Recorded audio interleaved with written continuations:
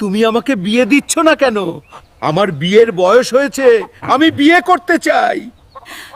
বিয়ে নিয়ে কথা বলো না হাল্ক। একটা সোনার চুড়ির দাম 2 লক্ষ টাকা। সোনার দাম না কমা পর্যন্ত কোনো বিয়ে নয়। কেন সোনার দাম এত বাড়লো আমি বুঝতে পারছি না। আমাকে এর রহস্য খুঁজে বের করতে হবে। ভাই, সোনার দাম হঠাৎ বৃদ্ধির কারণ কি? ওহ হাল্ক ভাই, শুনুন তাহলে আমি ঘটনাটি বলবো। কয়েকদিনের মধ্যেই ইন্টার পরীক্ষার ফল বেরিয়ে যাবে, আর তাতে প্রায় 5 লাখ ছাত্র ফেল করবে। তারপর কি? আর এবার ইন্টার পরীক্ষায় পোলাপান যে ফেল করবে, আমার এটা গোপন সূত্রে জানতে পারছি। আর ফেল করলে বাপ মা তাদের বিয়ে দিয়ে দিবে। আর সোনা ছাড়া বিয়ে হবে না, তাই আমি সোনার দাম বাড়িয়ে দিয়েছি। ওহ বদমাইশ, এই তাহলে কারণ। টাকার অভাবে আমি বিয়ে করতে পারছি না, আর তোমরা ব্যবসা ফেদে বসেছো। আরে হাল্ক ভাই, শান্ত হন, মেজাজ হারাবেন না। এই নিন 5 ভরি সোনা।